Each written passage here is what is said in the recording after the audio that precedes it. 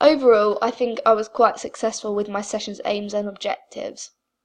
So I began my session by undertaking an explanation and demonstration of the correct technique and giving the participants time to practice, and also gave myself time to pick up on any mistakes or faults in the technique that were being done by the participants. So after everyone had adjusted to the technique, I presented a drill that brought the technique into a more fun and enjoyable light, but then followed it by an individual competitive shooting drill to replicate a run to the basket, just like it would be in a game. I then gave them a chance to view their peers shooting and the chance to identify any mistakes they believed to be wrong with their technique. This was all part of the idea of them gaining the knowledge of how to identify an accurate shot. I then asked them to apply the teaching points into a competitive game. So here I have identified my session's internal strengths and weaknesses, as well as its external opportunities and threats. So strengths are ultimately the successful areas of my session, so what went well during my coaching session. The weaknesses, which are the things that, say if I were to do the session again, would be the things that need improvement.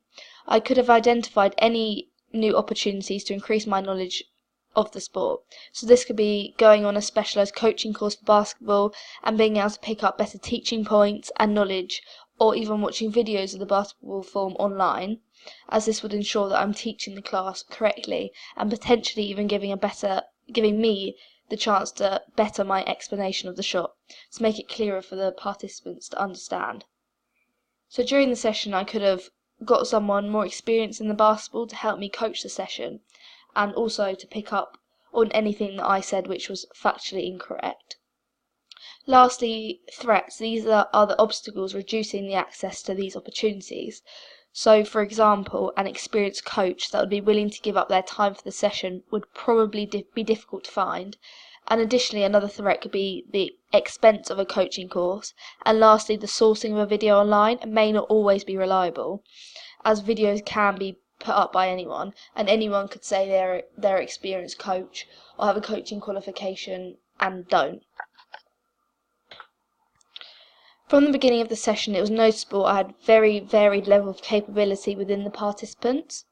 So throughout, I continuously adapted the session to suit everyone's needs, whether that included of making the session easier or more challenging. I think this positively affected my session, as it ensured no one was bored, as it was too easy, or even felt uncomfortable coming last in every drill, as this could be very demotivating for a participant and could potentially put them off the sport completely. During my session, I felt like the transitions between each activity were very time efficient. I had previously set up the drills for the participants to go in straight into. This allowed not much time to be wasted, and the participants to continuously be involved and not just standing around, as not much of the session was spent transitioning. I quickly and effectively explained each drill prior to its starting and ensured all participants understood what they had to do. I also linked each activity to the other, increasing the difficulty of it and changing it to make it more demanding yet fun each time. I think this is an essential quality for a coach to have, as this allowed the participants to be continuously moving and not getting bored. So consequently, I definitely think this had a positive effect on my coaching approach. So lastly, during the delivery of my session, the feedback towards my attitude was very positive. I was motivating, so throughout my session I was giving encouragement towards all the participants. This had a positive impact on my session, as it enabled the participants to feel motivated and optimistic about the activities. I think this is a key factor in the success of a coach. If a coach wasn't motivating, the participants would probably give up if they weren't getting it straight away, but by giving them motivation, it enables a sense of belief, self-belief and determination. So now I'm going to move on to my weaknesses throughout the session, one of those being the communicating to the whole group.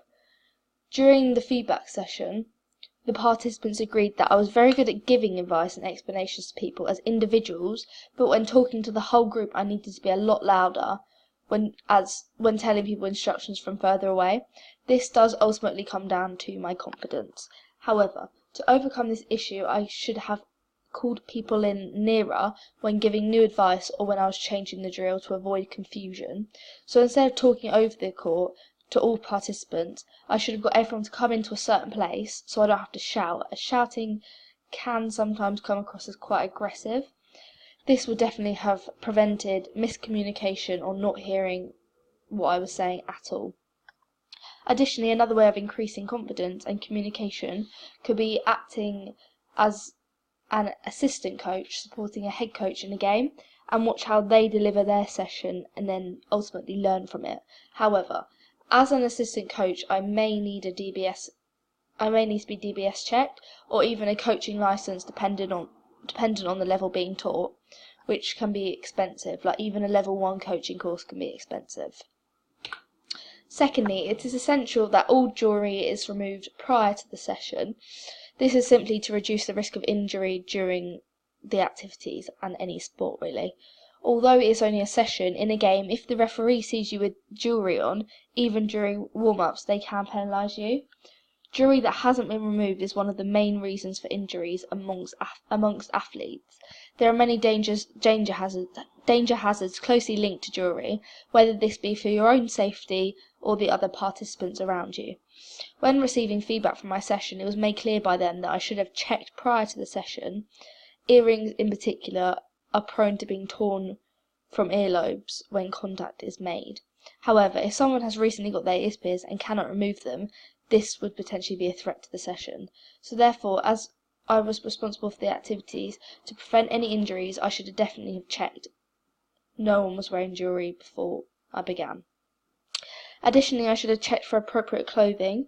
Each sport has clothing and footwear designed for its purpose. So tennis, cricket, or even golf shoes, none of them are the same.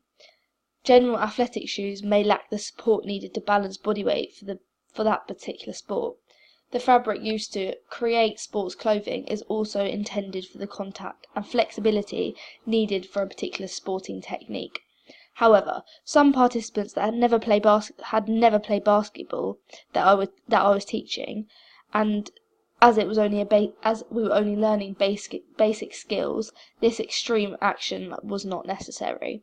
However, appropriate footwear, essentially so participants don't slip it into themselves, would have to be ensured before we began. Also, one of my participants wore a hat prior to the session. I should have told him to remove it, as this in itself is a risk. A hat restricts your view, and if basketballs are being thrown from all directions and in the basket, and he couldn't see it coming from the side of him, this could have caused a serious incident under my watch. In my development plan, I'd ensure I didn't forget to do a clothing and jewellery check and made it a priority before beginning. So my third area for improvement would be using more relevant and creative warm-ups and cool-downs. The feedback gathered at the end showed they were slightly repetitive and very similar to one another. In future, I would look to provide a creative and specific warm-up rather than using repetitive stretches and repetitive pulse raises, as this could be very boring for the participants involved, and as the warm-up wasn't very specific to the activities that were following it, it wasn't as effective as it possibly could be. As shooting in basketball requires your arms and hands, I should have asked the participants to stretch these areas more than I did, or instead set up a fun, imaginative drill to use as a pulse raiser, focus on arm and hand movements. This would have prepared them for the main activities more than just running around the court. However, coming up with a creative idea could be very difficult for someone who doesn't play basketball like myself. However, to develop my knowledge, I could go on a basketball coaching course, although a definite limitation of this is that they can be very expensive.